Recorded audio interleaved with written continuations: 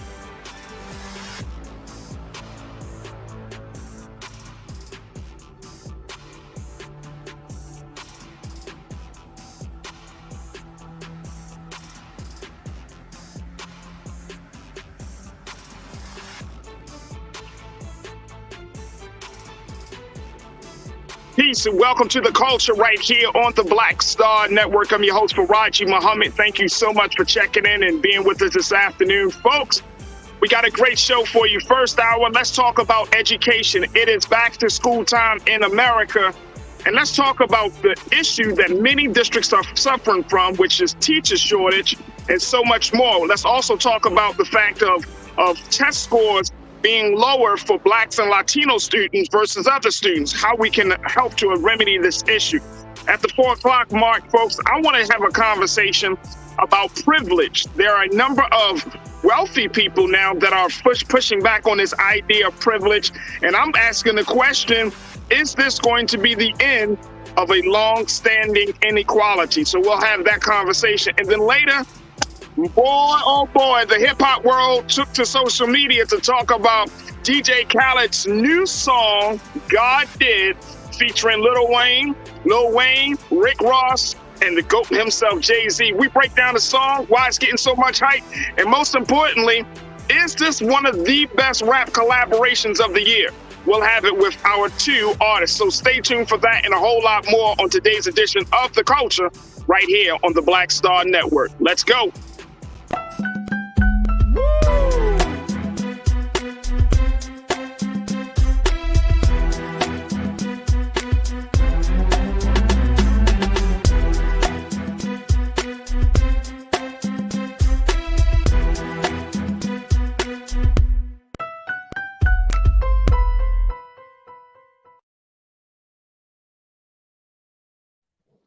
Folks, welcome back to the culture. Welcome to the culture here on the Black Star Network. I'm your host, Farajii Muhammad. I'm out here enjoying the wonderful, wonderful weather of sunny California. And folks, I'm very, very excited not just because it's warm out, but because we have a dynamic show for you. Of course, it's Monday, so we got our culture crew in place, folks. We're going to be joined in a moment by the artist, the co-founder of Blackwater Entertainment, a music and production house, B-Fly. We're going to be checking in with her in a few moments. And then we got my man, Jules P., another hip-hop artist, an activist, and just a brother who understands the dynamics of power in the country.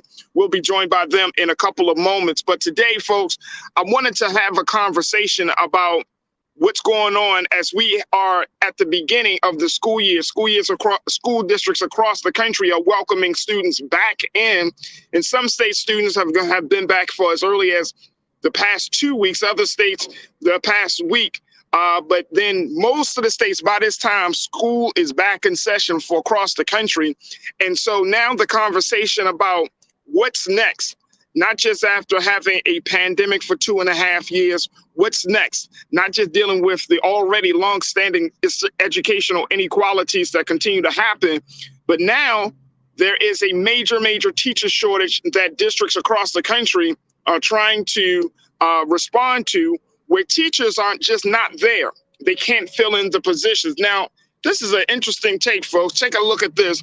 How bad is the teaching shortage? Depends on where you live. This is coming out of the New York Times, and I thought this whole conversation was very interesting. I'm so happy that we can have it today because the New York Times put it out there. And I want to just pull this thing up very quickly, but the New York Times put it out there. The teacher shortage that we have been talking about, and I think a lot of us may be aware of, is not necessarily in schools that are private schools or even charter schools. Most of these schools are schools that are in low to middle income Black and brown neighborhoods, folks. Are you surprised? Because I'm not surprised. I'm not surprised at all. Let me share with you a little bit about what New York Times had to say about this issue. Then we're going to bring in our culture crew, B Fly and Jules P. But look at this. They're asking, how bad is the teacher shortage? Well, according to the one national survey by Education Week, nearly 3/4 of principals and district officials said this summer that the number of teaching applicants was not enough to fill their open positions. Other surveys released this year have suggested that parents are deeply concerned about staffing and that many more teachers are eyeing the exits. Wow. Wow. And that's not even taken in consideration, folks. That's at the beginning of the year. We're just getting this new school year started. So what will those exits look like? What will be the sentiment at the middle of the year? Once folks get really accustomed to one another and acquainted with one another, should we expect to see more teachers leaving the profession? All right, let me bring in my culture crew, B Fly, co-founder of Blackwater Music Production and Entertainment Company. And also we are joined by Jules P to give us some insight as to get their take on what they're seeing, what we're reading about with this teacher shortage. B Fly, Jules, welcome as always to the culture. What's up? What's up? All right, let me hear from you, B Fly, because first and foremost, we always love to hear from you. I've been missing you the past couple of weeks, so I'm happy to have you back on. But B, talk to us about this. I mean, you have a little black boy that's in school. You understand the dynamics of this whole thing. We and I offline have talked about even using that big option of, hey, this public school system's not working out. I'm doing the homeschooling. I'm doing independent study. But what do you make of this concern around teachers not being in the schools right now? Farajii, this is proof. Like, the public school system has totally eroded. This didn't happen overnight. It's been happening generation by generation, and that's literally where we are. I don't feel comfortable sending my son into public school in this climate, and so we committed to private school along with droves of other parents, and so I think that's just where we are. There's a gross mistrust in the government. Every year, every few months, we're hit with a Columbine, like a mass shooting in schools. Like, teachers are stressed, overly stressed, underpaid. We still have teachers who have to buy school supplies out of their own salary. And these salaries how do you even live on these salaries? How do you raise your own family? So, the public school system has totally eroded. And Farajii, the government did this. Like, this is not the fault of the people. Like, once we started sharing contracts to give food, like, our food contracts come from the same people who cook for our prisons. This is it, and so it's like, when it comes to when it comes to the American public housing, public school system, like the inner city communities are definitely going to get hit hardest.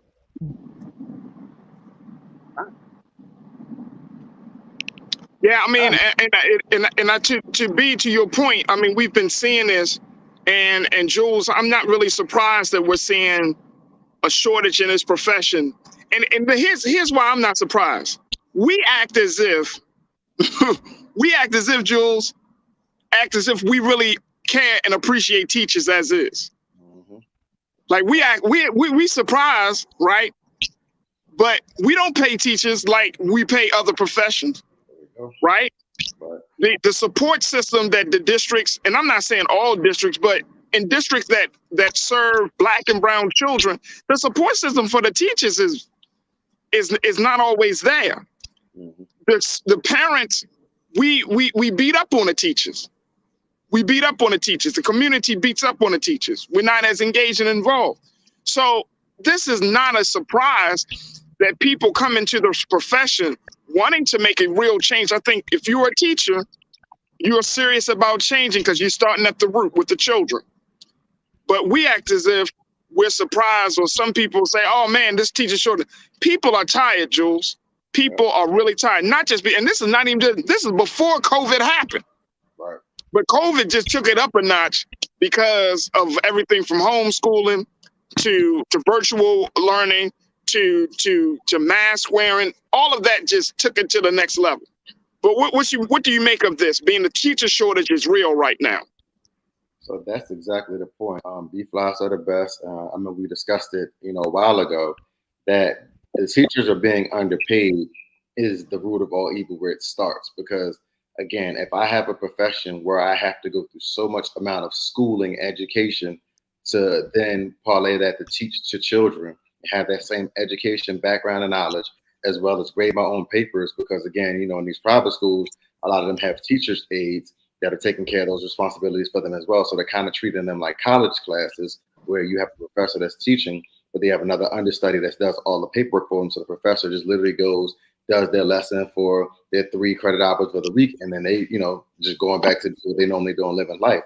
And that's what we're dealing with the private schools. They're getting that experience young, whereas our public schools in these, urban dominated communities, I mean, let's just go ahead and say it. I mean, that's not, sugarcoat anything, because we all came from these type of schools. I mean, the shortages are real because you're understanding the conditions of the schools first and foremost. How many of our schools in Baltimore City still don't have air conditioning? Okay. So it's just, it's minor things that you just think about that contribute to these issues. And I understand why there's a teacher shortage. And again, the underpaid teachers or the salary of teachers is, to me, the number one cause. Right.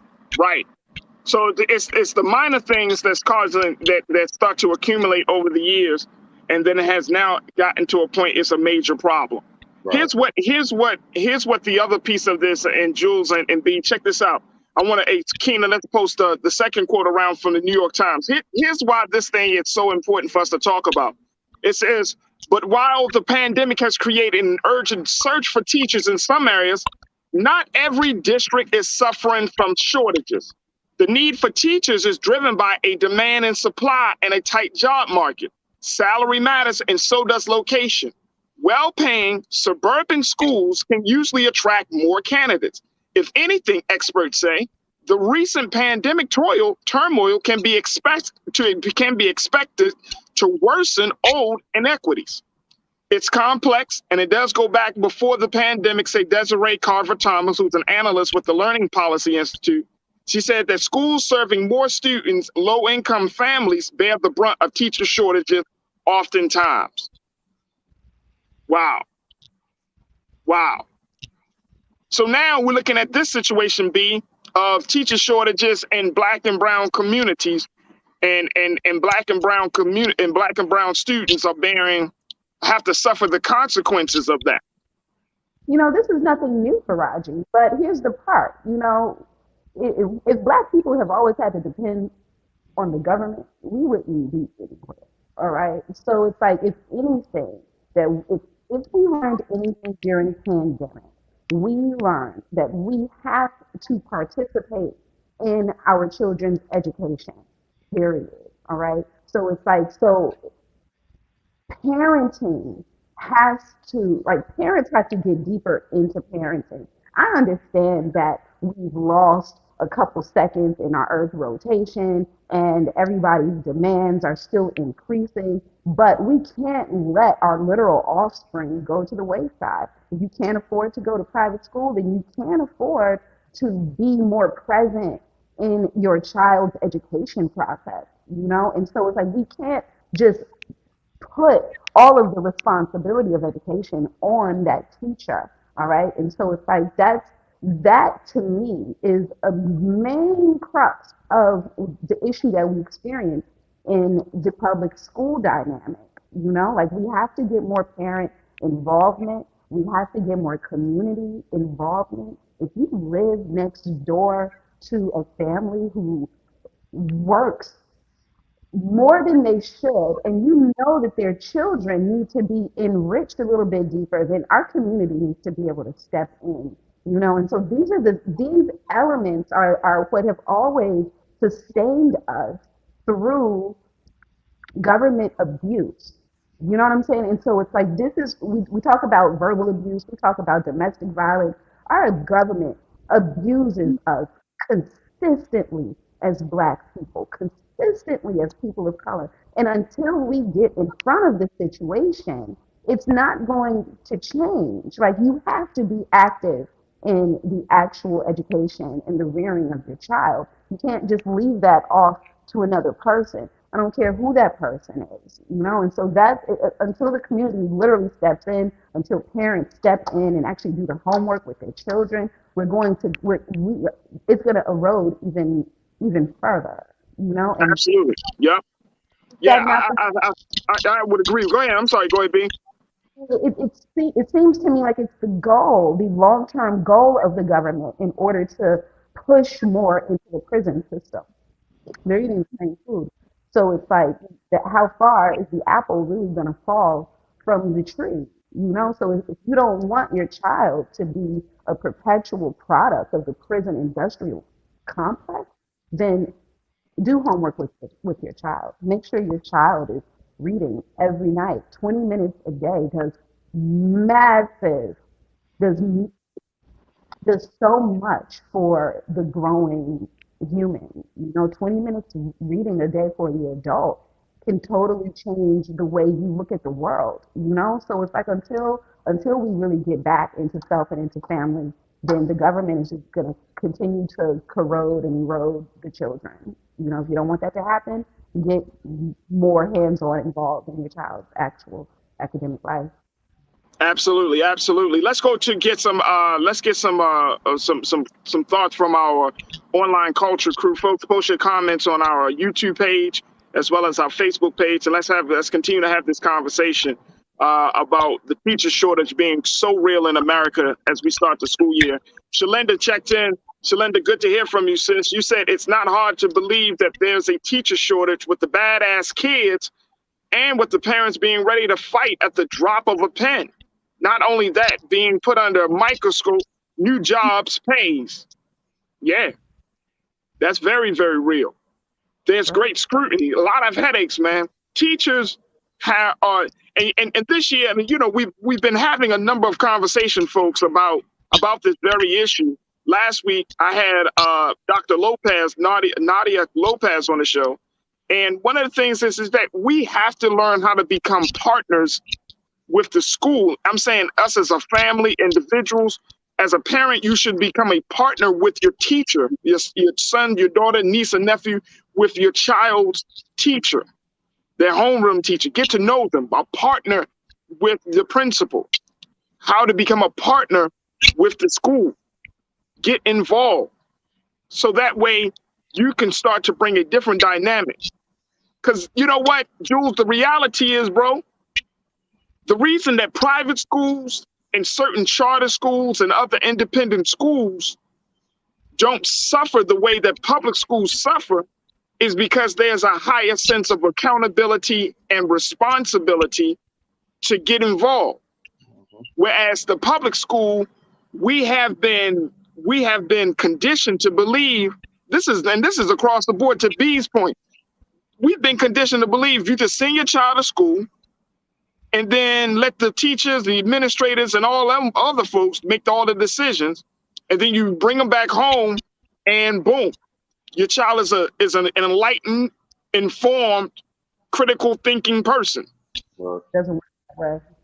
And it don't work that way. It's not rotisserie. That's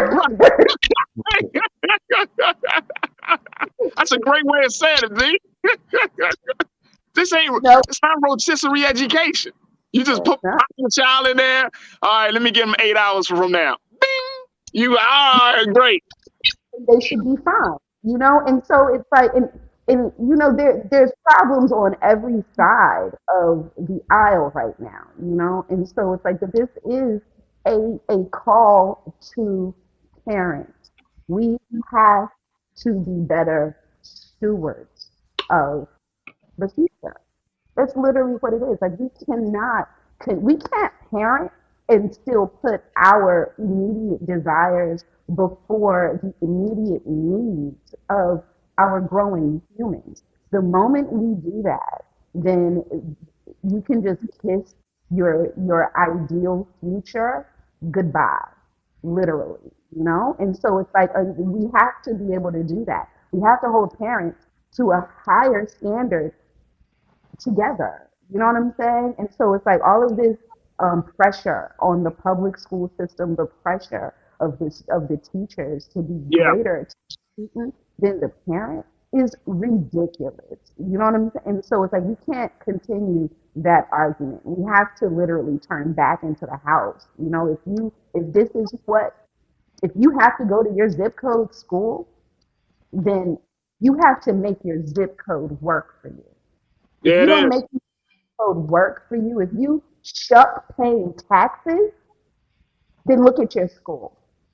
How many tax? What are your what's the tax dollars that we're spending for real? For real. Then I'm not talking about when we go to the mall and we purchase and we pay our sales tax. No, if you're not paying into your community, if you're literally just receiving government assistance, but you aren't paying into the government to actually supply goods for that public school, the chain has been broken.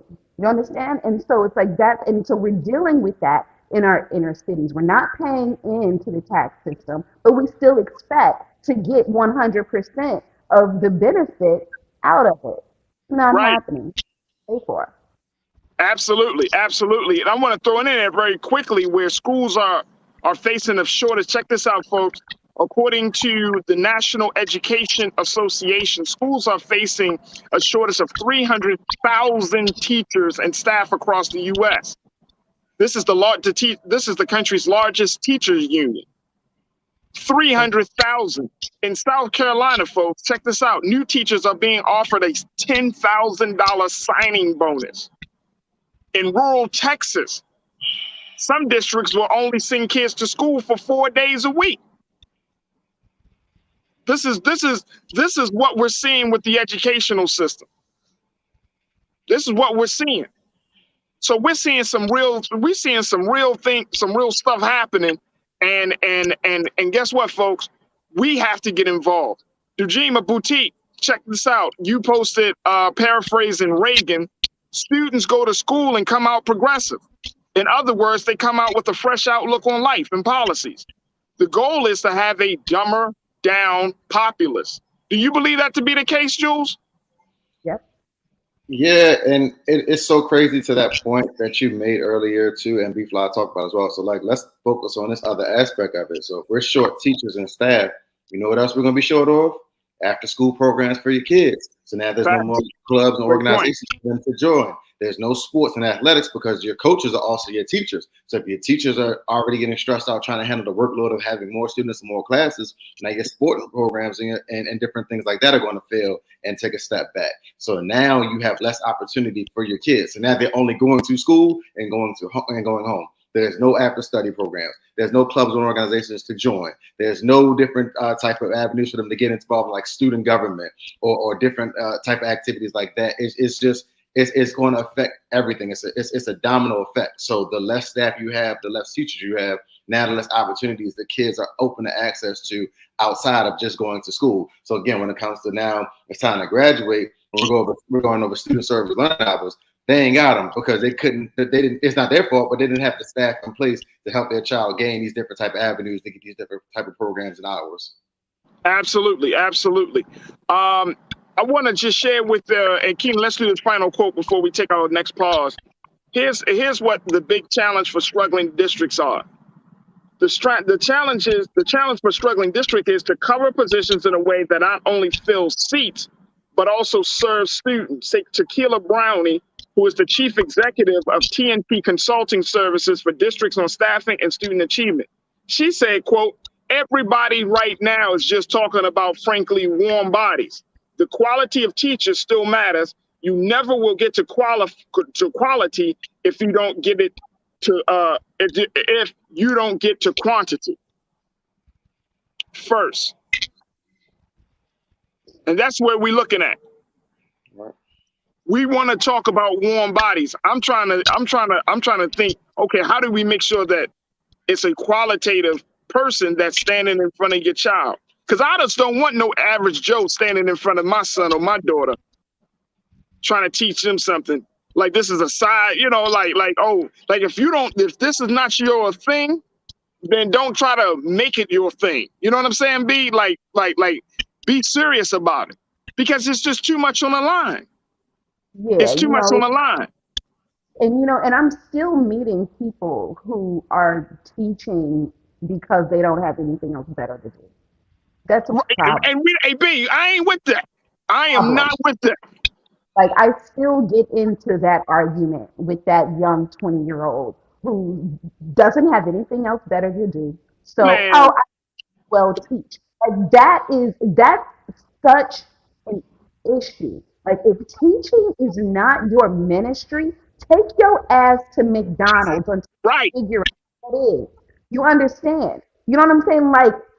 My God, like, you don't have to default teach. It doesn't even pay enough to default teach. You know what I mean? So it's like, if this is not your ministry, then yes, you do need to get out. So I'm not necessarily upset at the shortage. What needs to happen is we do need to bring these numbers down so the administrators actually put more money in the pot. Okay? So we actually up the qualifications for what teaching even looks like. You know what I'm saying? Yeah. So until that happens, then let them all quit, because if they're afraid to teach, if they're afraid to be in the classroom, they need to get someplace else where they can be safe and they can be strong. Because if you're afraid, you can't protect my child. If you're afraid, then you can't educate my child, right? So let the fearful teachers go ahead. Let them go. The same way we need people who do not actually want to be nurses, the ones who actually don't want to be medical techs, do not go into the medical industry. Go do nails somewhere. You understand? Right.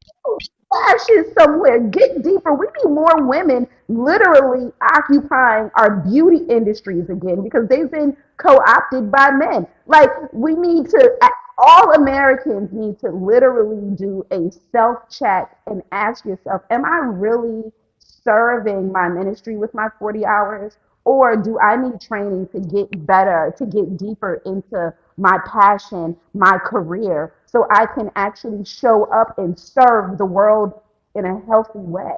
I don't need anyone servicing me who doesn't want to do their job. No, that's a great point. That's a great point. Look, we gotta take a quick pause. When we come back, we're going to continue the conversation about education, but there's another element to this, not just teacher shortage. Let's talk about test scores. There is a conversation, or rather an argument, that now education has been dumbed down so much. We're just teaching students to take tests, not teaching to empower, not teaching to uplift, not teaching to enlighten. So we'll have a conversation about testing, as there's the argument that tests are not designed for Black and brown students. What do you think? Post your comments. Do you believe that these standardized tests that we all had to take when we were in school are designed for Black and brown students? That's a question, and we'll have that discussion up next. So stay with us. That's coming right at you here on The Culture on the Black Star Network.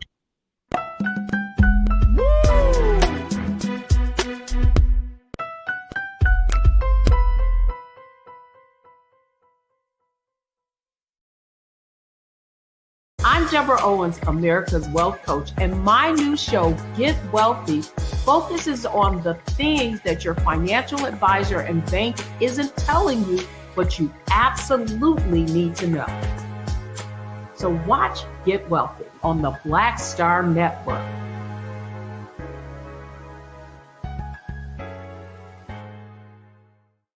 When we invest in ourselves, we all shine. Together, we are Black beyond measure. Hi, I'm Dr. Jackie Hood Martin, and I have a question for you. Ever feel as if your life is teetering and the weight and pressure of the world is consistently on your shoulders? Well, let me tell you, living a balanced life isn't easy. Join me each Tuesday on Black Star Network for A Balanced Life with Dr. Jackie. We'll laugh together, cry together, pull ourselves together, and cheer each other on. So join me for new shows each Tuesday on Black Star Network, A Balanced Life with Dr. Jackie.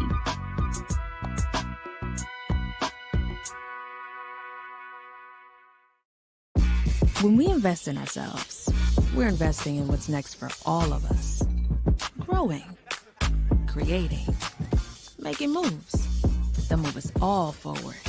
Together, we are Black beyond measure. When you talk about Blackness and what happens in Black culture, we're about covering these things that matter to us, speaking to our issues and concerns. This is a genuine people-powered movement. There's a lot of stuff that we're not getting. You get it, and you spread the word. We wish to plead our own cause. Too long have others spoken for us. We cannot tell our own story if we can't pay for it. This is about covering us. Invest in Black-owned media. Your dollars matter. We don't have to keep asking them to cover our stuff. So please support us in what we do, folks. We want to hit 2,000 people, $50 this month, raise $100,000. We're behind 100,000, so we want to hit that. Y'all money makes this possible. Checks and money orders go to P.O. Box 57196, Washington, D.C. 20037-0196. The Cash App is $RM Unfiltered. PayPal is R Martin Unfiltered. Venmo is RM Unfiltered. Zelle is Roland@RolandSMartin.com. Hatred on the streets, a horrific scene, a white nationalist rally that descended into deadly violence. White people are losing their damn minds. As an angry pro-Trump mob storms the U.S. Capitol, We're about to see the rise of what I call white minority resistance. We have seen white folks in this country who simply cannot tolerate Black folks voting. I think what we're seeing is the inevitable result of violent denial. This is part of American history. Every time that people of color have made progress, whether real or symbolic, there has been what Carol Anderson at Emory University calls white rage as a backlash. This is the rise of the Proud Boys and the Boogaloo Boys. America, there's going to be more of this. Here's all the Proud Boys, guys. This country is getting increasingly racist in its behaviors and its attitudes because of the fear of white people. The fear that they're taking our jobs, they're taking our resources, they're taking our women. This is white fear.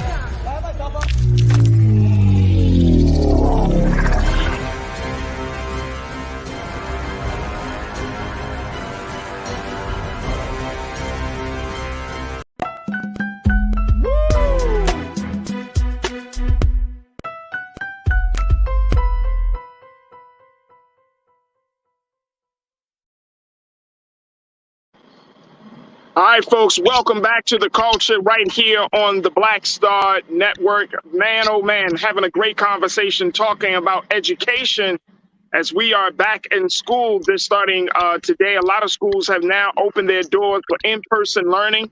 And so many people are wondering what is going to be the end result? What is going to be the grade that we will give to school districts across the country when it comes to educating our children? Now, another element of this conversation, not just about the teacher shortage, but it's also about the motive, the intent of how we are teaching and what we're teaching. Are we teaching to prepare students for life, or are we teaching just to prepare students for a test? Now, the conversation about testing has gone very, very interesting in many different interesting spaces, including touching on race issues, where people, whether they are teachers, staff members, administrators, community members, or just parents, and some students say that these standardized tests are not designed for Latino and Black students, that Latino and Black students do not, quote unquote, test well. Well, here's one op-ed said this when you look at it, lower Black and Latino pass rates don't make a test racist. Here's what the writer said in that op-ed. Take a look, folks. Now there is a change.org petition circulating saying just that, based on the claim that the association's clinical exam is biased because from 2018 to 2021, 84%, take a look, 84% of white test takers passed it the first time, while only 45% of Black test takers and 65% of Latino test takers did.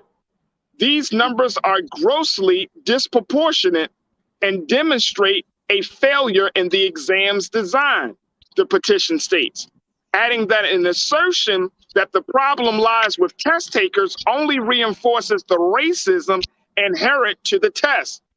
The petitioners add that the exam is administered only in English and its questions are based on survey responses from a disproportionately white pool of social workers. Wow. Let's bring in our culture crew, Jules P, B-Fly, back into the conversation with this. And folks, you know, when you're out and about in the streets, sometimes you get all types of extra noise, so excuse the noise in the background. But let's talk about the issue of test taking, folks. Are we in a space, do you believe that the tests are not designed for Black and Latino students? And Jules, I'll start with you on that one. 100%, 1,000%, 1,000,000%, yes. I just feel like that's an issue I used to always face when I was taking tests in school. So if you think about this, like you would know that, let's say for instance, you're taking a class, a general class, whatever, and you know it's Monday, and the teacher tells you you're having a test on Friday. So one, we're not taught how to study in our communities. That's first and foremost. But two, when we take the study into our own hand, you know, that's how you use your notes you took from class, or you know, use the textbook that you have. Then by the time you get the test on Friday, the questions are worded in such a profound and state manner that have nothing to do with what you actually learned or discussed, but it has the answers there that you talk about in class. But the question is set so, the bar is set so high in the question is to confuse you of what you just thought about. I just studied for this. Why am I not getting these test answers right? Like, why am I not understanding what I'm reading? Why are these questions so constructed, so difficult based off of what I'm learning, instead of just giving me the A and B? All right, we know 1 + 1 = 2. Why you're trying to add all these extra letters, numbers, and different things in there to confuse me on the question? So that's something I used to deal with a lot in school. Was like, I can study, quote unquote, for a test, but then by the time I get to taking the test, they're using so much different language in the question that we did not discuss in class. And it's like, oh, you know, if you're not, you know, if you don't understand, you know, you can stay after for code class. Like, no, like I understand because I'm studying the material.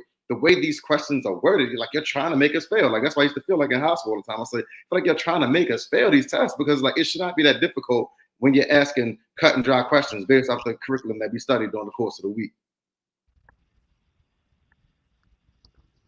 Hey, B, what's your take on this? Do you believe that the pass rate indicated whether a test is racist or not?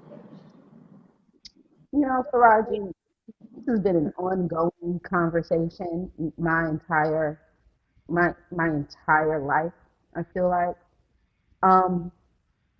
You know, test taking starts way before you take that test.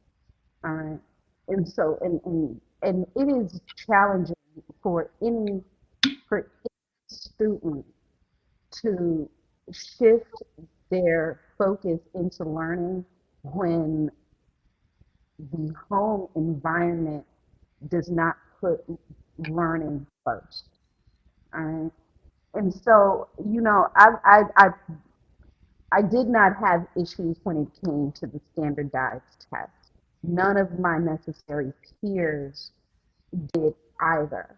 But the focus of our life during that period of time was so wrapped in education. So when you are reading every day, writing every day, mathing every day, understanding sociology every day, as you age, I find that these standard tests are actually beneath our real intelligence, all right? And so, but when you don't set that young human up in a thriving environment to actually be that sponge, you're not going to be able to sponge, you know? And so that, to me, why there seems to be such a disproportionate injustice when it comes to the standardized testing, because the stress level that's happening in the average household in the inner city is different from the stress level in your suburb when it comes to that 12-year-old, that 8-year-old, that 14-year-old who is humaning and learning and sponging. You understand? So so to me, if you want to really go in and cure the disease, then you need to make sure that the home is properly fed. So if we have a home that, you know, doesn't eat nutritious on a regular basis, doesn't value water, so that child is now drinking juice as a majority beverage, soda as a majority beverage, and never actually hydrates the body, how is that child supposed to sponge properly? Okay. So I don't think that these tests are so above the black and brown intellectual space. I don't. But I do believe that the black and brown home is too stressed to put that child's human experience first, the way it happens in a suburban home, you know, and that's where the true issue like really is, you know. So when standardized testing was an issue in the 90s, when we looked at this in the 90s, we saw a definite connection to drug use. We saw a definite connection to poverty and what happens to that child when they are in the throes, in the clenches of poverty. You know, how do you, as a collective, rise through that? You know, you don't. You every once in a while you can have a rose that grows from concrete, but that is not the normal. It's not the norm for a rose to grow. So most of our children are not going to be growing in that system because they're not getting fertilized properly at home or on the streets or anywhere else. So, you know, so you can't just talk about test scores without opening up that book and see where parents are valuing education. What's going on is you cannot study when there's a TV on. You can't.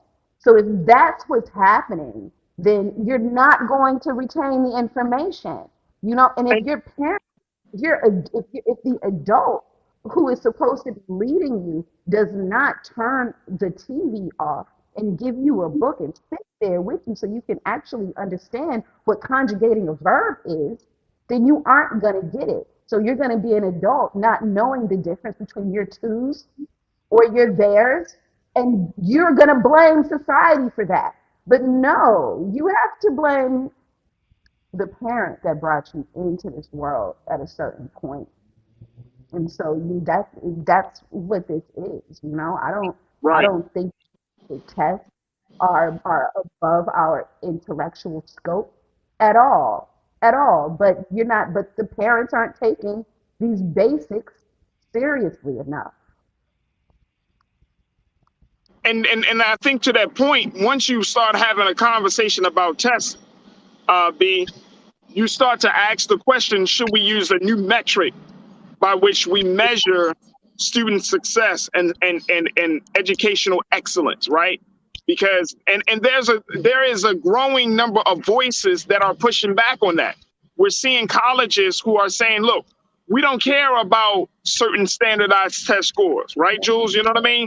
Harvard, and I'm talking about your top tier colleges, Harvard, Yale, and other schools are pushing back on this because the culture is changing about testing itself as being the only metric to determine if your student is going to be able to matriculate to the next level.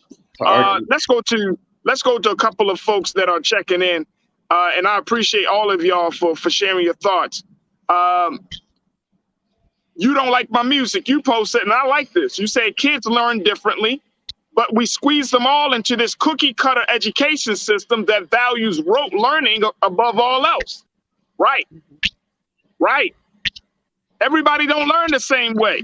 That's the point I'm making. And we need to understand that. And the school systems in general is trying to teach everybody on just a visual or auditory and not much as a kinesthetic learner, or just try to incorporate it all. Jules, what's your take? So that's exactly the point I'm making, because again, so to be scenario, like I was in the suburbs growing up, I was raised in a home rocker focus, and I still can take tests. I mean, it doesn't to me, that part does not matter, because it's not saying that I'm not intelligent enough or my intellect is not good enough for standardized testing, but my strength was writing. So when it came to English, when it came to different things that I had to write papers on, I aced those. But when it came to standardized tests, when it came to multiple choice, when it came to certain wording and test questions, I cannot get it together.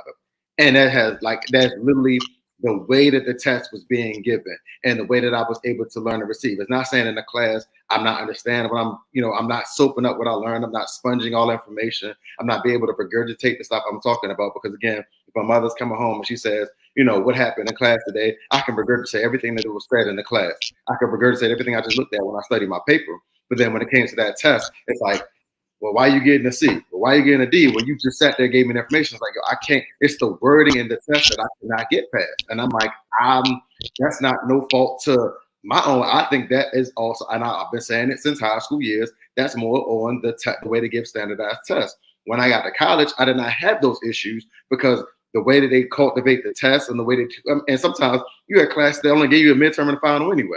So it's like, it's certain ways of, making grades in college that you don't even need standardized testing. But when it came to your middle schools and your high schools, most definitely those are the two levels of school that give the standardized testing the most. That's where I struggle with the most. And it's like, all right, it's not saying I'm not educated. Clearly, I can talk, I can think, I can, do my own research. I can do all of that. But I feel like the test that I was given in those schools, in Baltimore County school systems, in my suburban home, in my nice raised house with me and my mother, I couldn't pass. And that's exactly why this conversation needs to be had. Because look, I didn't test well either, Jules and B. I ain't test well. I know I didn't test well. But guess what? That doesn't mean that my intelligence wasn't there. It just means that I just didn't test well in that shape and form. Now, I'm talking about on those standardized tests, But even us, as part of our culture, I think even as Black people, we should push back on this as well, because we always use the same metric. Just like your mother did, Jules. And I'm sure, B, you probably heard the same thing. Like I heard the same thing. It's like we constantly was told and jammed into our head, oh, you gotta be this, you gotta be that. And now as grown adults, we're starting to see like, wait a minute. My son or my daughter, and Jules, I know you don't have any children yet, but you work with young people, you got nieces and nephews. So you already know, like when I talk to my son, he might not test well, but I ask him about the concept. His view of the concept is much different. Mm-hmm. He gets to the same answer, but how he get there is different from what they was expecting on the test. And I'm like, okay. I mean, you came to the same answer. you just processing and think on a different path. And that's okay. And we got to make sure that, and I'm saying we as the black community, I think we should just be careful about chastising our children from thinking the way that, a certain way. Right. Because that will take away their ability to critically think. But that's if your son and your daughter is an auditory learner, but you're trying to get them to learn visually, and you jamming that there in your head, or they're a hands-on kinesthetic learner, and you trying to get them in the audit, you got to know your child. That way you can defend your child when you approaching the schools and on talking. You can work on it. My son is hands-on. He needs that hands-on. Right. And like you could tell him 1,000 times and he don't have a billion questions. Right. You know what I'm saying? He's hands-on. He needs to see it. He needs to hold it. He needs to interact with it. He's hands-on. Right. Let's go to another conversation. Let's go to another comment before we take our next pause here. My man Willie, you said, look, I believe the failure is on the school itself. If you have students from a well-resourced school taking the same test as students from an underfunded school, you'll get these results. That's true. That's true. But I think we still don't need to teach to prepare students for a test. I still think that there's something fundamentally and inherently wrong about that, B. You know, I think Willie is right. But the bigger question is, well, what kind of person do you want to produce to come out of the system? Do you want somebody that's just thinking one way, or you want somebody who is able to move along? Check this out, and I'm going to let you answer that on that, B, because a lot of people, my man Damon said it, and who else said it? Let me check the comments. Who else said it? Melvin. Everybody is bringing up good times. Melvin, you said, anyone remember the good time episode when Florida and James had to go to the school concerning Michael's test scores? Still going on. Damon, Melvin, yo, good times? That was like 50 years ago. Mm-hmm. Facts. That was like 50 years ago. You mean to tell me we still have the same problem that was shown on a television show from damn near 50 years ago? And it was based off what's going on in and that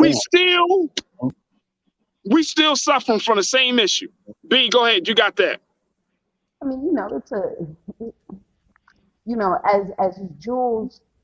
as Jules let us know, there are different types of learning, you know, and parents and teachers have to be able to understand that there's different types of learning. All right. Now these standardized tests, you know, open up X amount of funding, all right, for these schools and for these districts. If it wasn't for these quote unquote standardized tests, you wouldn't be able to shop appropriately for your school.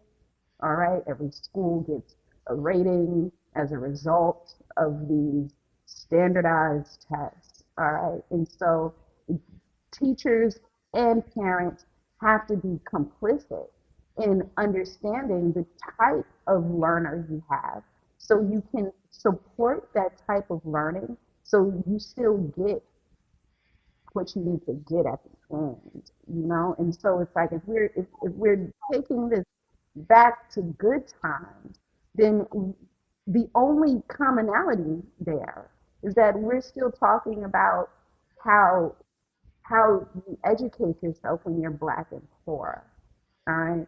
And so that, in the middle of integration, is such a problem. We would not have had this issue if we stayed within our community, stayed within our schooling, and we didn't leave our independent schools in order to go to the white public schools, you know?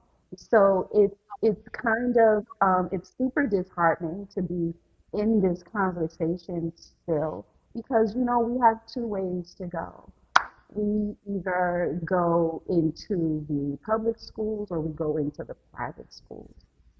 And that is basically what it is now as a result of integration.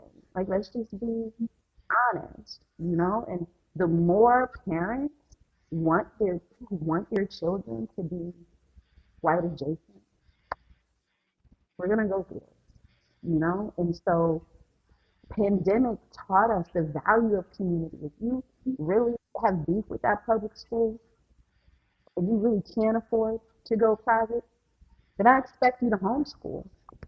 I expect you to link with a community And I expect you to wrap that community around that child so you're not creating a perpetual complaint on the head of that child, you know? Right. You can't, don't give me food and then complain about my plate whole time.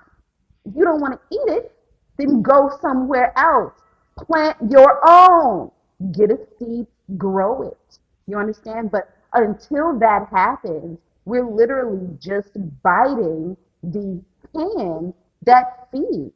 And if we did not vote 50 years ago to integrate, then we would we have this issue right now? Chances are we wouldn't. So this is the pie that you chose to eat from, America. Are you for Right. Right. Right. Right. Let me get one more. Let me get a couple of more comments in as folks are checking in. Truth is power. You said these teachers aren't trained to teach our black children, and then they wonder why they fall behind. It's a cultural difference from where they grow up and where our child grows up. Yeah. And that's an ongoing bridge that we need to, ongoing gap that needs to be bridged there. Truth is power. We know that most of the teachers in the country are white women. So you have white women, younger white women, middle-aged white women, teaching black children in a number of subjects and topics. That's why the call for black men is black men only make up about 2% of the teaching of teachers in the country. So we definitely need to see more black men. And according to recent data, if your child has a black male teacher, by the time they get into third grade, their chances of going to college actually exponentially grows. That's powerful. So black men need to be present. We understand that. But yeah, there is a cultural difference. And the way you balance that out is that we got to be cultured. We got to be cultured. I mean, hey, look, Jules, you know, I've known you for a long time. And one of the things that you've personally experienced, I know, is that if your mom didn't know, she gonna put you around some people that do know. Exactly. About everything from being a young black man to money, to music, to community activism. I mean, she gave you the space. She's like, I don't know all this stuff. So therefore, I'm going to expose you to people and opportunities that's going to help fill in the gaps. And I think that's the space that we got to be in right now. Right. But those cultural differences, you know, we got to maybe put it on the teachers. Hey, look, you teaching young black people. As parents, my son's teacher, she's a young white woman. But I have conversations. I'm coming in the joint with locks and shit, you know what I mean? We coming in there. I wore my little shirt talking about black is king, and you know what I'm saying? I want you to know exactly, like, my son is coming from a household that celebrates blackness. Mm-hmm. So speak on that though, Jules. So, and that's exactly the point. So I'm glad you brought that up about the teachers, African-American teachers by third grade. I'm sitting here literally thinking about elementary school. So second grade, Miss Hopper, she was black. Third grade, Miss Blackstone, he was black. Fourth grade, Mr. Flowers, he was black. Fifth grade, Mr. Roseboro, he was black.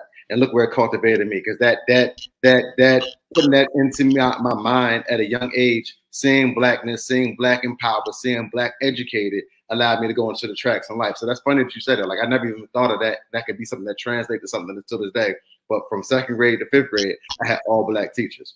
About the whole test taking thing, I feel like it got lazy with Scantrons.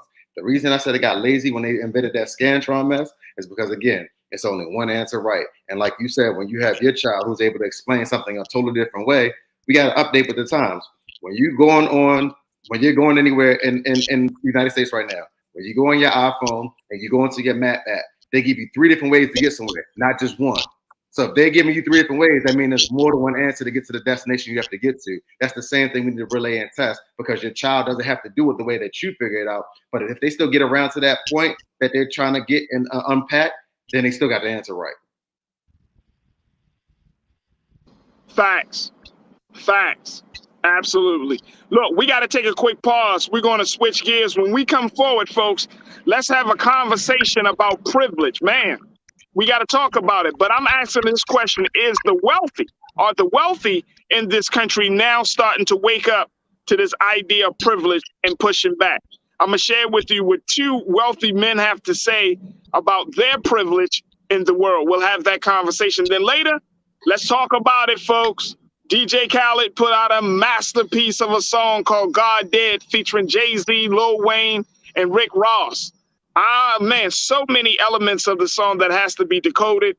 And more importantly, does this song live up to the hype? I'm going to let y'all figure that out. All right, so those conversations are coming up next in the second hour of The Culture right here on the Black Star Network.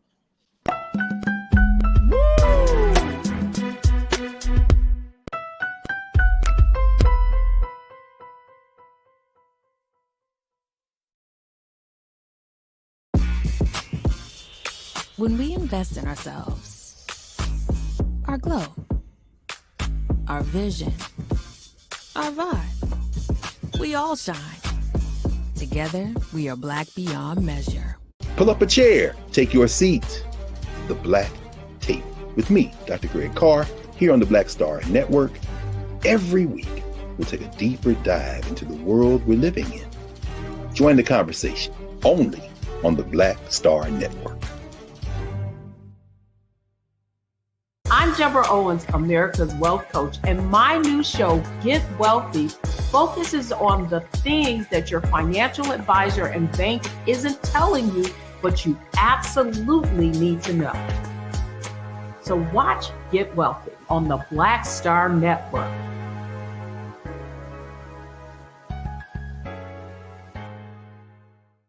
Hi, I'm Dr. Jackie Hood Martin, and I have a question for you. Ever feel as if your life is teetering and the weight and pressure of the world is consistently on your shoulders? Well, let me tell you, living a balanced life isn't easy. Join me each Tuesday on Black Star Network for a Balanced Life with Dr. Jackie.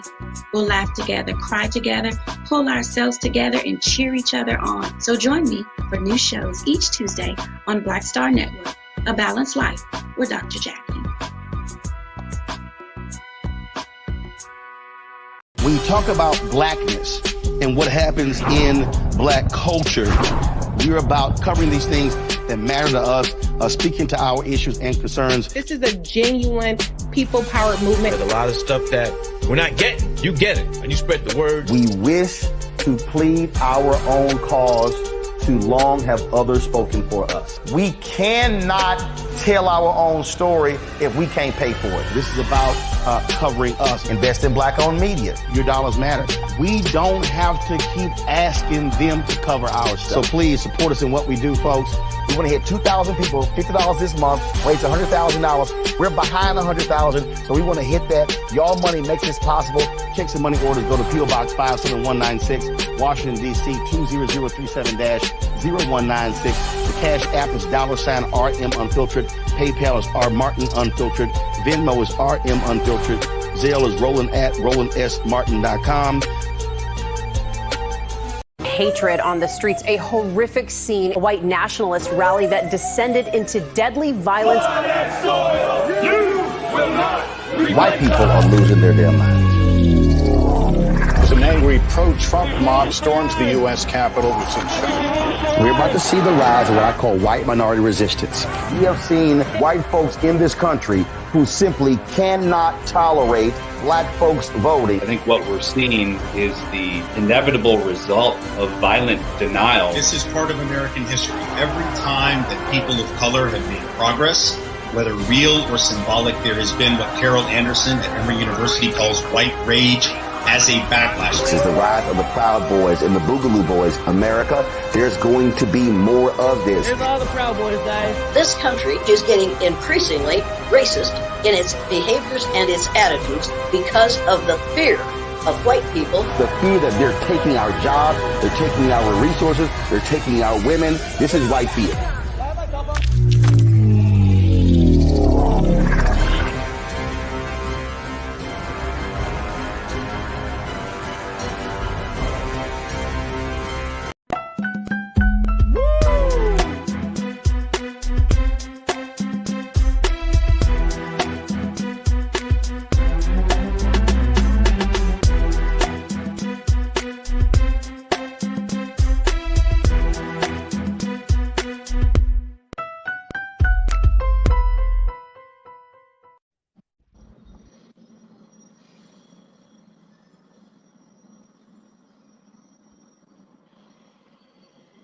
All right, folks, welcome to the second hour of The Culture right here on the Black Star Network. If you have not checked this out, welcome to all of our new watchers and our online culture crew that continue to make this show happen. You guys are the heartbeat of the show, so we appreciate each and every one of you for joining us in the conversation. First hour, we had to cover a little bit about the issue of education, talking about everything from the teacher shortage to standardized tests. If you missed that first hour, definitely go back on the replay and check it out. Also, support us here at Black Star Network as we are working our way to becoming a 24-hour streaming platform, a platform where you'll see Black content, having conversations about Black issues and topics like never before. And we need your full support, folks.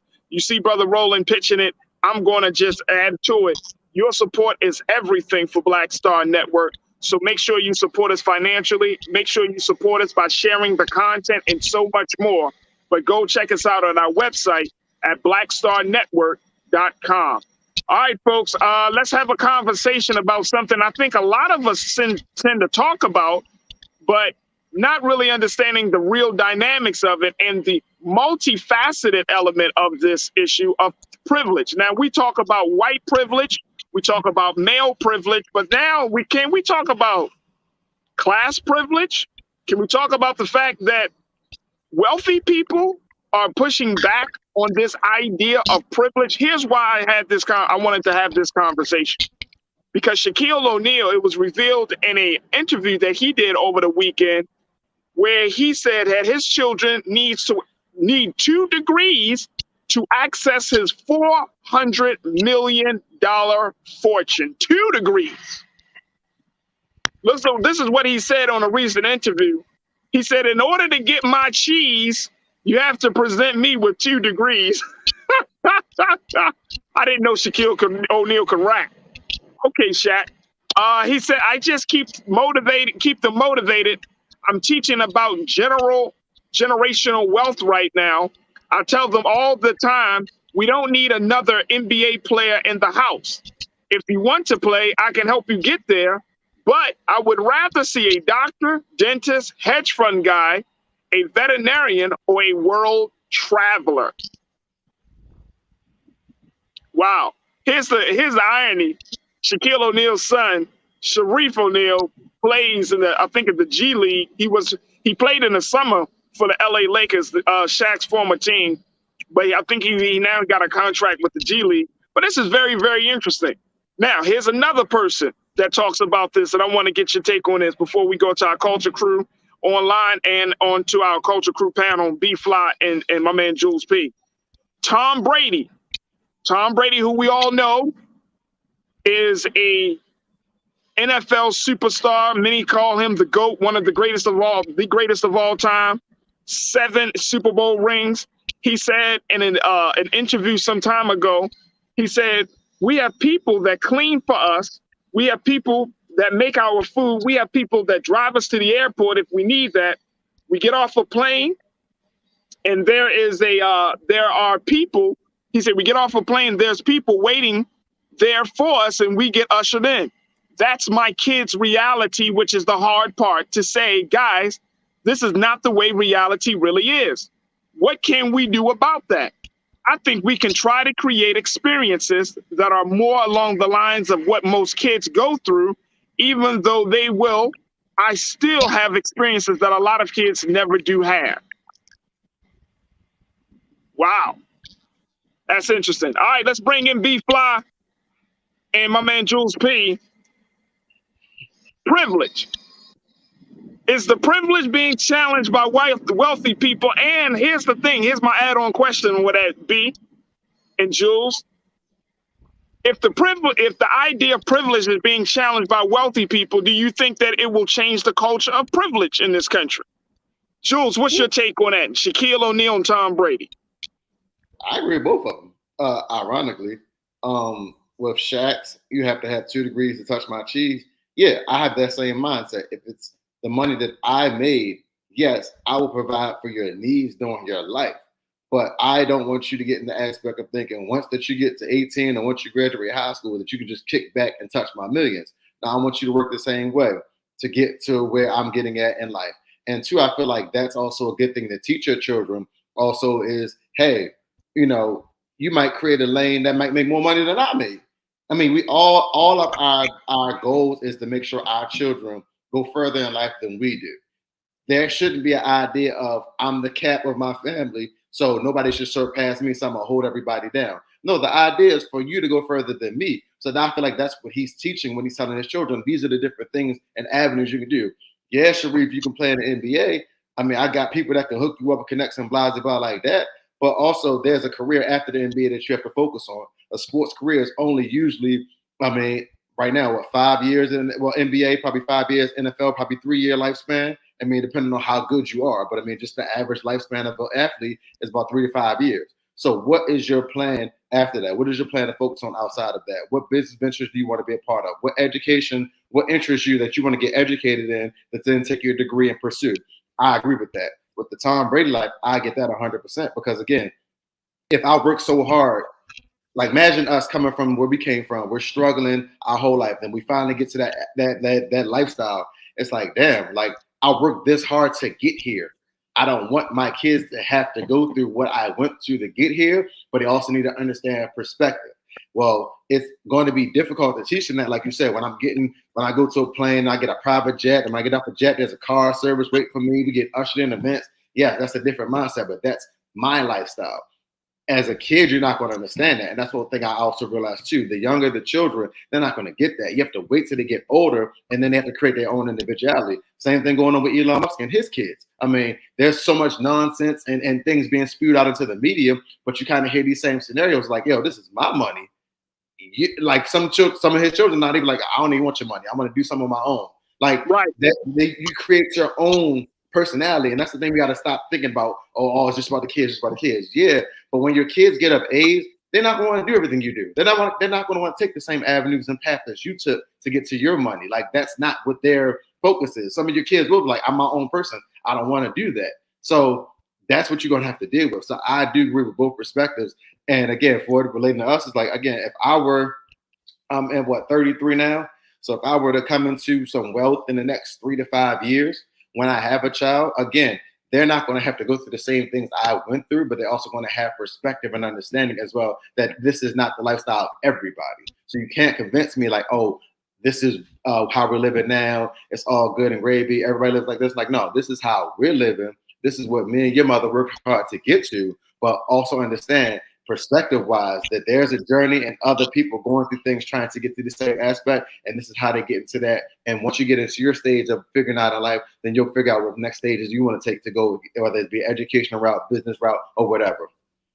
Hey, and that's a good point. And B, I want to get to this is interesting because it's like when we hear wealthy people talking about their struggles and people slammed Tom Brady when he made this comment initially. People were like, oh, you have a problem because you got money. Boo-hoo, cry me crocodile tears. But, it's and at the end of the day, like at least he's admitting to the fact that, look, I know I got money. I know I got privilege. My children live a privileged life.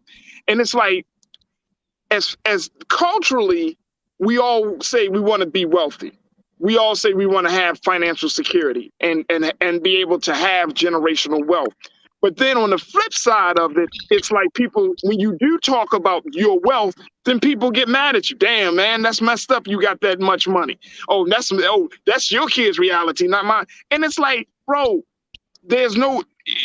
I'm just telling you what my reality is. I'm not saying that whether it's good or bad. I'm just saying that's the reality my children are living up to. So how do you reconcile these two like spaces right now? And do you think that wealthy people are challenging privilege right now? No, I think they just talking about the money. I think this is just another way to talk about the money. You know what I'm saying? Like at the end of the day, anyone wealthy, not wealthy, knows that it is declassé to discuss your wealth in public. All right. So now we're not going to discuss my direct wealth. We're going to discuss the wealth that I'm going to give to my child, not even when I die. Okay. But while Right. I'm still alive and when my kid, no, we're going to discuss that for the meeting. No, no, no, no, no, no, no, no. That has nothing to do with confronting privilege. That has everything to do with the patriarchal ego. We're not talking about women. We're talking about men holding this little leash for their child, for their male heir to just like dangle this money and move the line back even further. You know, so it's like, are we talking about white Tom Brady or black Tom Brady? White Tom Brady or black Tom Brady? Okay, so I just listen. You know I'm not sporty. Okay, so because isn't there a black too? But we're talking about. Hold on. See, the Shaquille situation, all right, is heartbreaking to me because we're dealing with someone. And correct me if I'm wrong. All right, but are we dealing with the first generation wealthy person? Who? All right, You Shaquille. talking about Shaq? Shaq. Yeah, Now, Shaq. You remember Shaq? Shaq, look, let me just break it down very quickly just to give people some context. Shaq, he said that one of his most embarrassing moments is that when his son asked him to help him create a resume, he didn't know how to do it because he never had to apply for a job. So, you know what I'm saying? Shaq just went to the league. You know what I'm saying? Like he had stuff done for him. You know, so I'm talking about that level of privilege, and of course, Shaq is a black man. So we talking about that level of privilege. But when you're basically illiterate, all right, and are able to run fast and still get to the 1%, all righty, you better do something with your child to make sure your child knows more than your fluke ass. You know what I'm saying? Like, let's just be clear, all right? But are we going to? But to put this next level metrics, all right? You have to have 2 degrees in order to jump through my financial hoop in my lifetime type shit is ridiculous. You know what I'm saying? Like at the end of the day, this man is a first generation in his family. So if anything, like there should be more grace when it comes to his heirs to figure their shit out. All right, just for real. And so I don't believe that Tom has the same issue as Shaq. All right. If you don't want your child to grow up out of touch, then you need to be every year, every 3 months, then you need to have your child serve somebody else.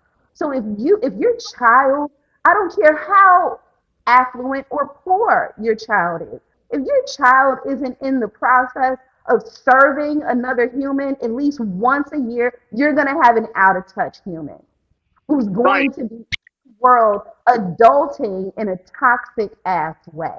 All righty, let's just be clear. So if Tom doesn't have his little Jane and Susie and Patrick up in somebody's community service, giving food to the homeless, painting somebody's HUD house. Like if you're not doing that, then all you're just talking shit about your money. Right. I see what you're saying.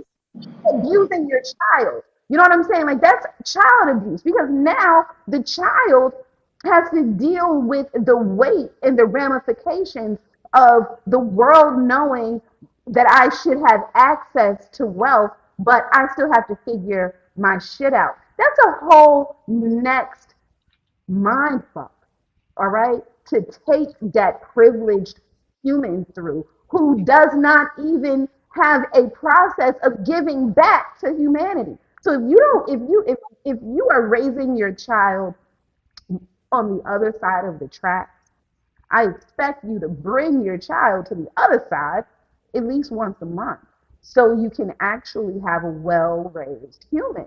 But if that's not happening, then you're really just talking about your wealth to the media while trolling your child.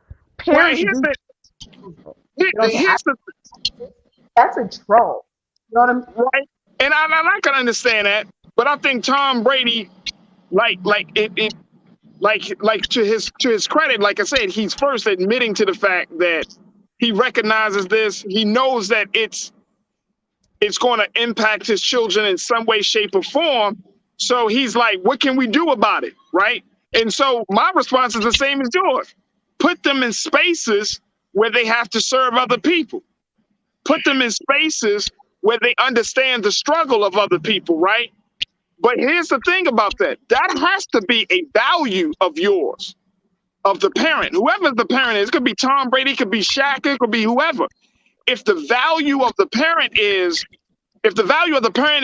we getting this money and F everybody else, or the value of the parent is, look, even though I was blessed to have this money, I'm going to make sure that we still stay connected to the community. In every city in this country, and nobody could tell me different about this. In every major city, even smaller city where black people are found, the struggle of black people is always present. always. Every city.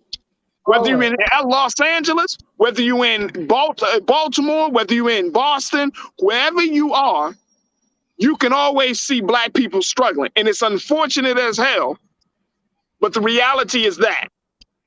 And in the midst of that struggle is an opportunity to serve. You may say, okay, all right, well, I ain't going into the black community. Fine. But you can always find struggle because of where we are in this country, the disparity of wealth in this country. So my point is that you can always find a way to give back. And that has to be a value that you got to ingrain in your children. Now, we don't have to talk about millionaires like Tom Brady and Shaq. What about some of us who make only 6 figures, right? You make 6 figures, you move out to the suburbs, and you'll never connect you with your people. You don't bring your children around no more. You know what I'm saying? And your children, they don't grow up in a city. They might grow up in a county. They grow up in the suburbs of some place. And they don't know struggle. They don't know how to stay connected. And we can be found guilty in trying to create a space. Like some of us, we hate the hood. And Jules and B, y'all know how, when you look at, if you talk to wealthy black people, we have a real disdain, a real hatred for the place that we came from.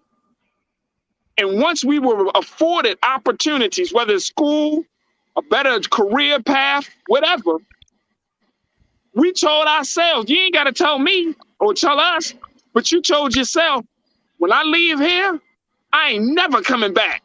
These Negroes ain't gonna never see me. Black people are the only people who are in some way like pressured to staying in the mud. You know what I'm saying? Like, ain't nobody else pressured to stay in the mud. Like, the goal, if you in the mud, born in the mud, is to get out of the mud, right? You know what I'm saying? But for some reason, when you're black, you got to keep one toe in the mud. Nah. You know what I'm saying? No. You know what I'm saying? You can still rise and you can still create affluence and you can still human and give to the next person. You can raise a human to actually give a fuck about other humans. You know what I'm saying? Like, it is possible. You know, aside from how much money that child has access to, you know? And so it's like but let's just be honest, like there's a moral compass that has dissolved in our country, for reals. And this isn't overnight. You know, we were allowed to like vote prayer out of school and everybody fine with it. And so it's like every generation from that, you know, it's like the people are getting less connected to the fact that there's a soul inside of every human form. every human form. And if you aren't able to connect with that soul, you're the problem.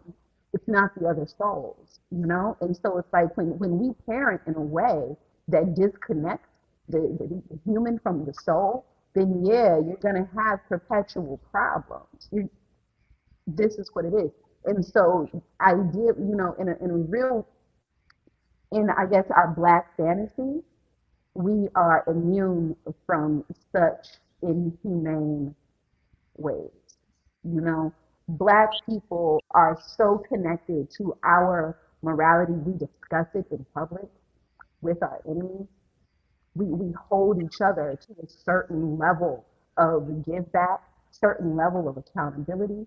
We hold the Black family up to this light and examine it in ways that no other culture does. And if they do it alone.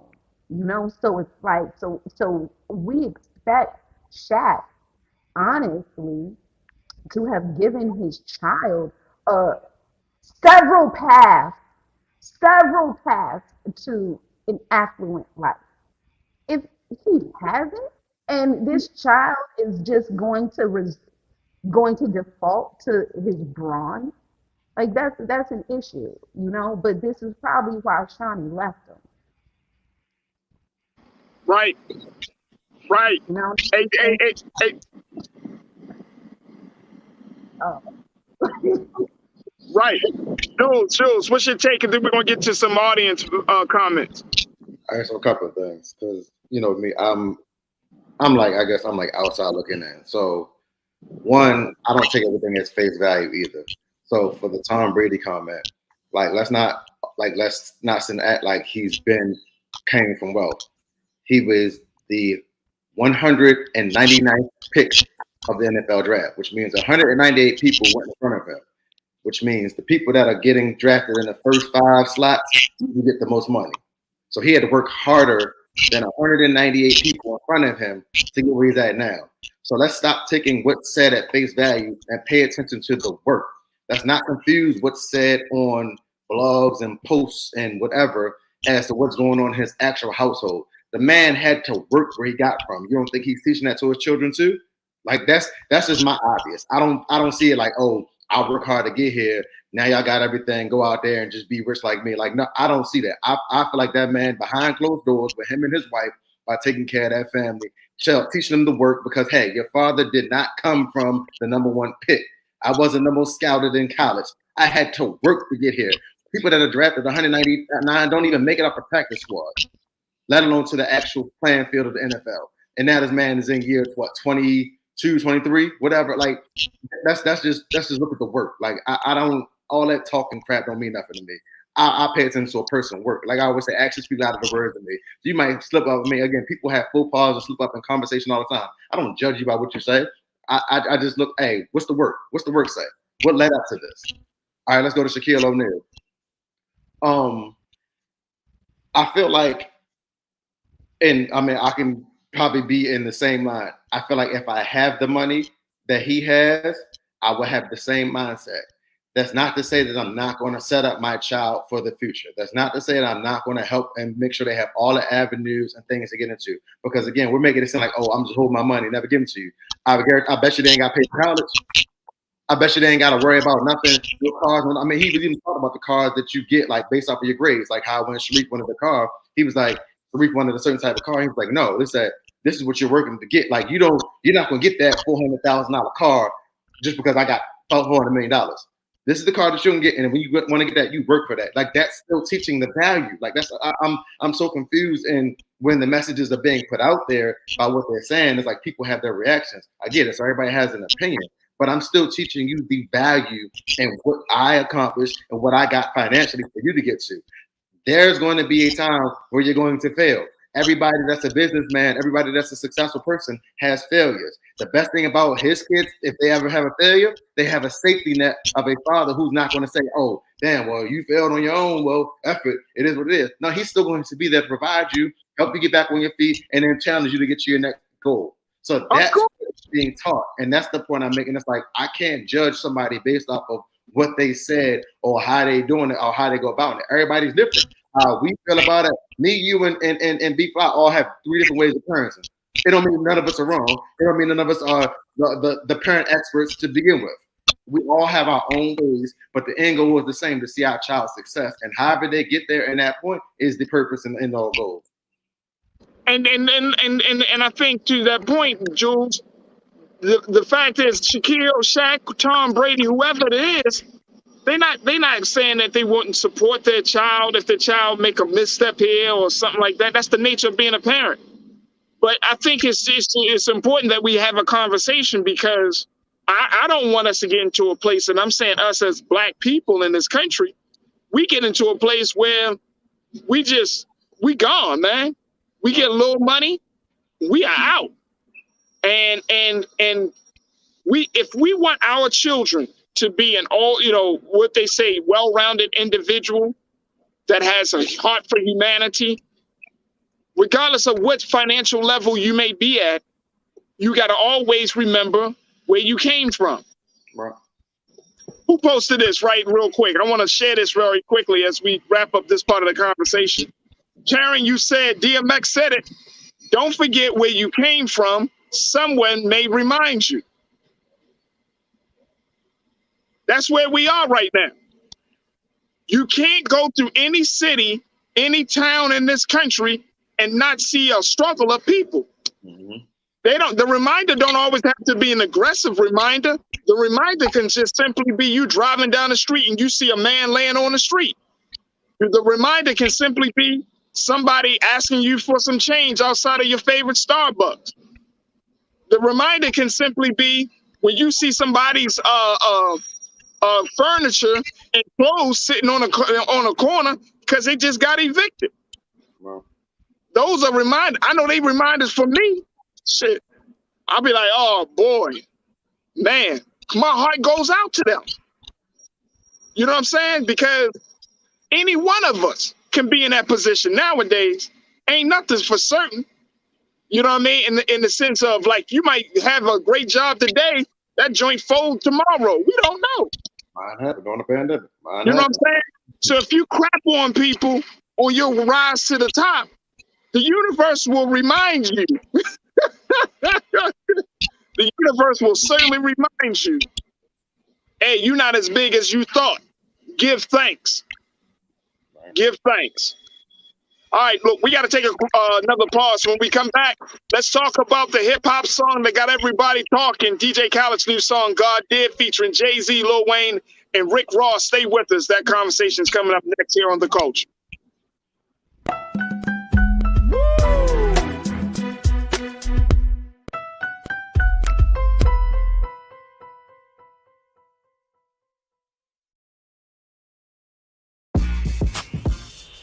When we invest in ourselves, our glow, our vision, our vibe, we all shine.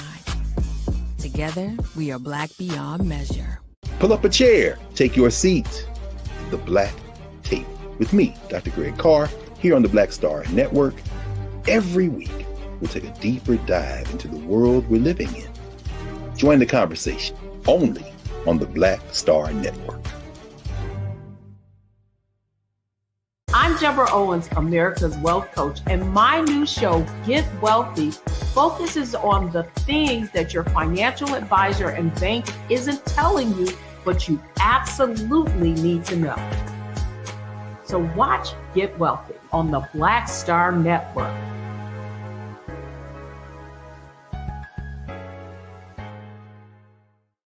When we invest in ourselves, we all shine.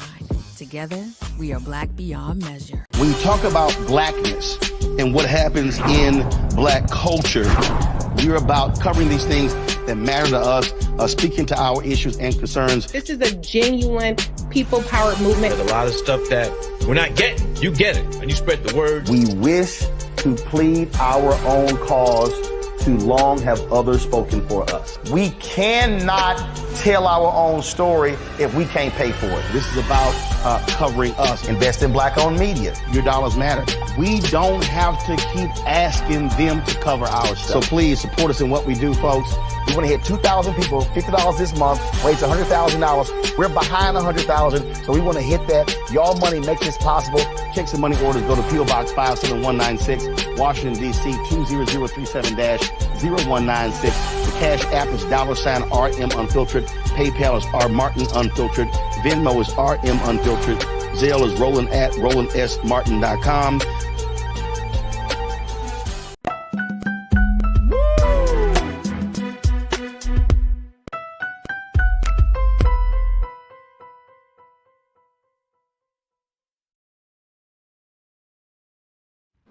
All right, folks, welcome back to The Culture here on the Black Star Network. Want to have a conversation because when there are big cultural moments that happen in our culture of hip hop and R&B, we got to say something. There have been many, many cultural moments, and this one that we're about to talk about certainly fits into those same conversations. So DJ Khaled dropped his album this past Friday called God Did. God Did. The title track features the sounds of Rick Ross, Lil Wayne, I was about to call him Lil Weezy, Lil Wayne, and none other than Jay-Z. Now, folks, if you hadn't had a chance to listen, you might want to give this a good listen. And I have to say, and I want to bring our culture crew back, my man Jules, my sis B Fly, I gotta say, highly impressed by what this track is trying to get across. I got some questions, but I love this song. I love the collaboration. A lot of good things were said throughout this song. So first and foremost, what do y'all think? Oh, and I didn't forget the brother who actually sung the hook. His name is Friday. So what do y'all think of the new song, God Did, and the impact it's going to make on the culture? B Fly, I'm going to start with you real quick, sis. You know, I really don't foresee any particular impact on the culture, you know, from this particular song outside of it giving people permission to extend past 3 minutes, 4 minutes, you know. I think that is a key element on how to jump outside of certain musical boxes, you know. I think that is very profound. But everyone on this song, including the producer, like they are all top of the game. All right. So there's a lot of media hype about Jay-Z's long ass verse. Over the past few years, you know, he's quick to put out a long ass verse. This ain't the first long ass verse that we've had from Jay-Z, for real. You said, wait. You said it's a lot of hype over Jay-Z's long ass verse. Long ass Jay-Z verse in the past couple years. You know what I'm saying? Like he no longer sticks to 16 bars. You know what I'm saying? It's like 64. It's like 64 bars. He don't do that. He's like, I'm going to give you a dissertation from my 50-year-old brain, and this is what we're going to do. I'm Baba. I'm a husband. I'm father. Right. So I'm going to sit on my throne of wisdom. You know what I'm saying? I don't sell crack no more. You know what I'm saying? So he's like, yo, nigga, I made it. This is how we express that in the culture. All righty. But I'm here for Rick Ross. Like, straight up. Like, I am totally, I'm impressed by the growth of Rick Ross. You know, I love the way he is maturing in the game. You know, I love it. You can feel it, you know, in his everything. I absolutely, I want more Lil Wayne. And I need him to tell us what has been happening. Something's been happening. I'm calling HIPAA. Something's going on, and I want to know more about it before he ain't here to tell me himself. You know what I'm saying? Right. And so I want to know more behind the scenes. You know, like I'm ready for a different sort of reality introspective on their lives. You know what I'm saying? Right. Outside of, Gotcha. so understand what's actually informing their creative energy right now. But this is wonderful. Like, and we all know DJ Khaled. Like he is definitely, he puts God first in everything. And everything, there he is. Hey, Jules, you got let's give you about 30 seconds for that one. What you think? What do you think? You think this got best rap collabo of the year written on it?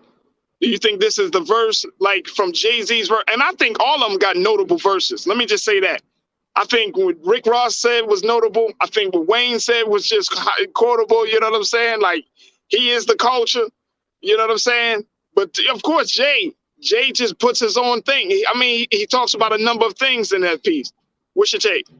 We pushing Fenty like fentanyl. All right, listen, bro. All right, so let me, bro.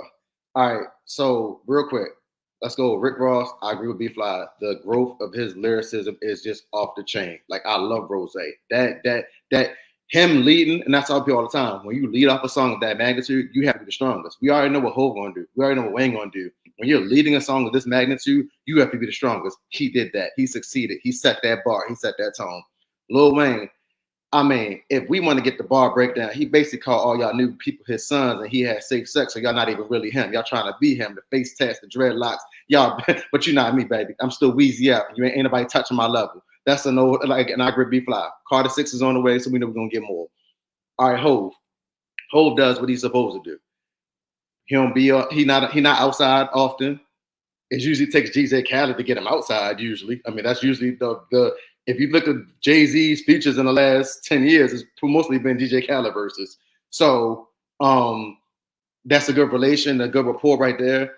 But the bars he was spitting, when he talk about how many billionaires came from Hov crib, Me, Easy, and Reed, and they said, oh, Bron's technically a rock boy, so that's 4 technically. Like, bro, like, he just was talking. Like, it's the thing I love about Jay-Z is the talk is so much different than what we listen to. Like how B-Fly said, we finally got a verse that is long as hell. It's a long ass Jay-Z verse, yes, but I'm tired of hearing these 2-minute club songs on everybody's albums.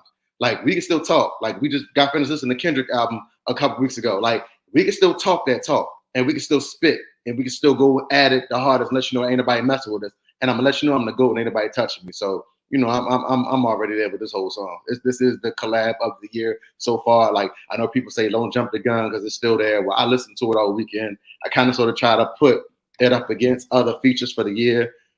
I don't. There's close seconds, but right now this is the dominant number one as far as features. I think this is one of the strongest songs that Khaled and Jay and Wayne and Ross put out together. They've all worked together on different projects, but this is a strong showing, and I think this might go down as hip, collab of the year as well. And I think that this shapes the culture in a sense that it puts out some different messaging around struggle, around triumph. I want to have a second conversation. We don't have time today, but I want to have a second conversation about hip hop and religion and spirituality, because we can at least, I know, B, I know. Because we can liken to hip hop artists to prosperity gospel teachers. I'm here for it. All righty. Let me see something here. Hold on. It's about to happen. It's going down. My shit. It's over. It's going down. Hi, Jules. Let's just take over Farajii's show. Yes, I'm here for prosperity gospel. I love it, but I'm a 5%er as well. And right. So, this is all the same, it's the same evolution, and so it makes sense. I feel like it challenges because people always say, like, with Hov and Jay-Z, with Hov and Beyonce, like the whole Illuminati thing. It's like, but I feel like it challenges it when you're talking about the aspect of God and what the Lord provided for you through your craft. That kind of denounces all the rumors and dispels that, takes on to this aspect of lyricism. When Jay-Z said, these ain't hymns, these ain't songs, these are hymns because I'm him. Like, that's just like, that's what he's giving you the full breakdown of 1, my verse, my repertoire, and 2, relating this to God and the message I'm giving you from the pulpit. Like, he was talking.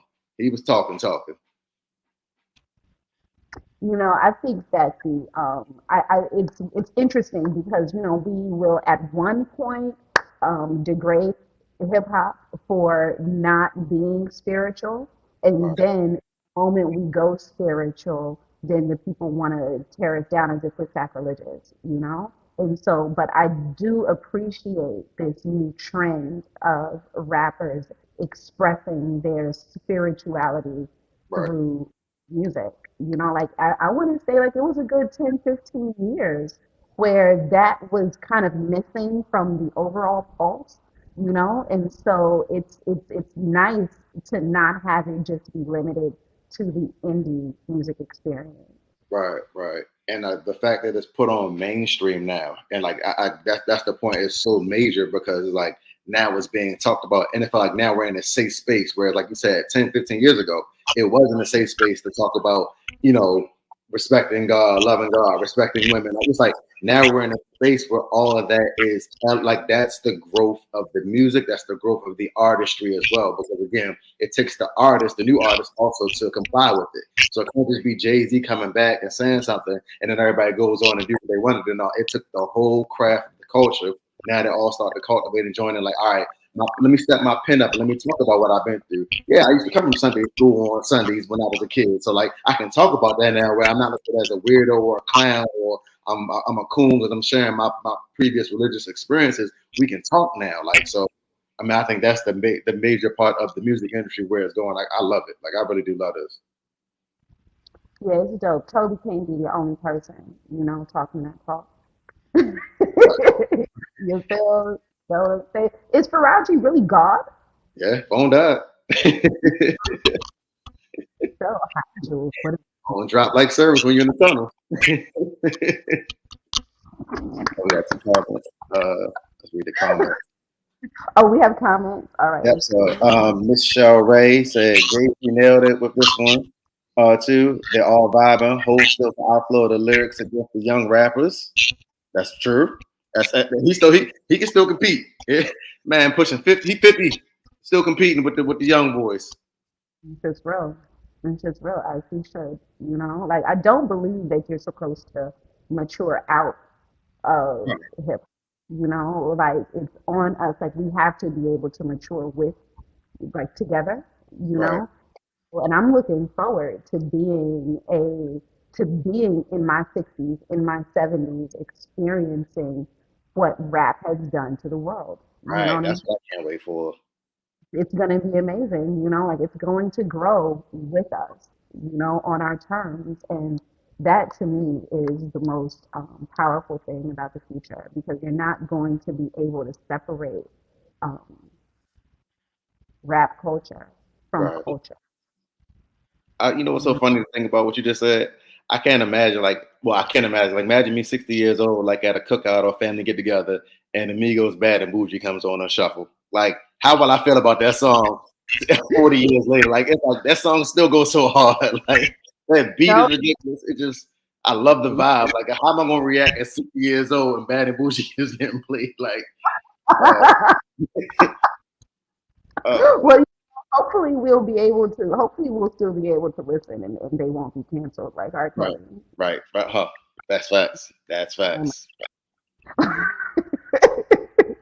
But I think that's dope, though. You know what I'm saying? Like, and that's a part of Blackness. Like, we hold our moral compass so strong, so real, to where we can love your art, but your art cannot sustain you if you are doing damage to human population, Right. And so it's like that's so necessary, and hip hop is here for it, and Farajii's back. We got special guests in the building. Yo. How you doing today? We got special guests in the building, live from the West Coast. All right, then, Jules, you finish. You know what? I'm gonna start doing is bring culture crew members on. Y'all just finish the damn show.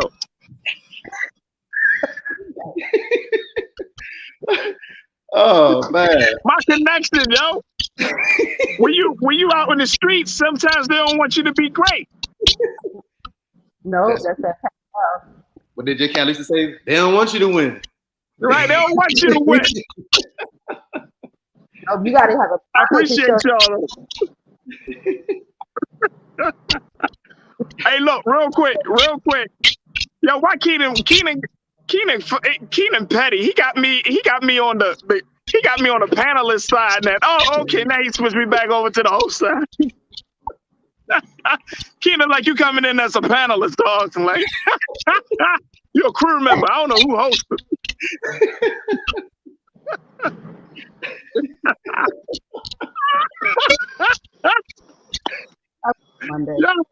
Yo, I'm gonna just turn my shit off, bro. I'm just. Hey, look, listen. Hey, check it out. It's the culture hosted by Farajii. Just turn it off. Hey, look. Now, real quick. As we wrap up the show, and again, my apologies because my connection went down. But I wanted the big thing that I think that we should stay from this is that, and here's what many people are saying. And Daisy, you said it. You said, nah, you don't mature out. You mature up and start rapping about positive things. And that's where we're going. There has to be a truth. And Daisy, I agree with you 1,000%. At some point, you wanted to learn more. Now, on the rest of Khaled's album, he got like 21 Savage, Lil Durk, and all of the next generation of artists. And they rap into what they do. But you want to show growth. Even even there's a song on the album with Kanye West and Eminem. Oh my God, that's fire! And it's produced by Dr. Dre. And Eminem, and you know you got B's favorite client.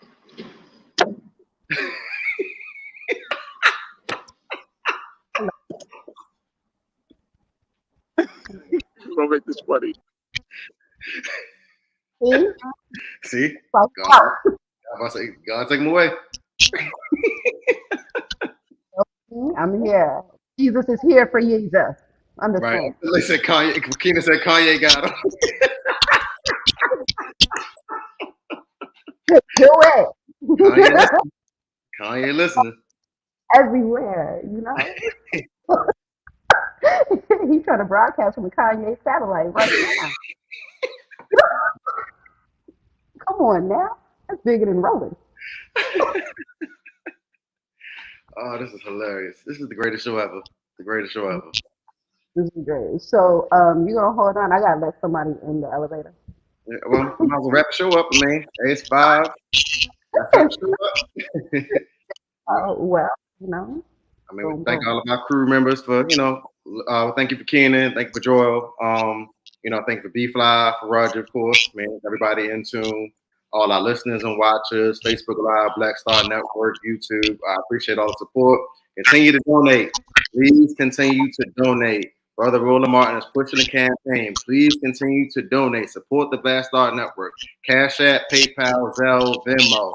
All of them are listed right there on the screen for you. Please tap in. Continue to support. Again, like Farajii said earlier, we're trying to go to 24-hour full streaming. Continue to get that support. We need that 100,000. Continue to support and donate. We appreciate the love. If you can't donate, share it on YouTube, share it on Twitter, your social media, so others can be in tune with what we got going on here. But again, this is the culture on the Black Star Network. We fly, always fly. Always, remember, can't be Black Media and be all right. Can't be Black Media and be scared. So yes, donate. Roland said best. Let's go. That's signing out. We love y'all. Love you. Peace. Culture. Peace.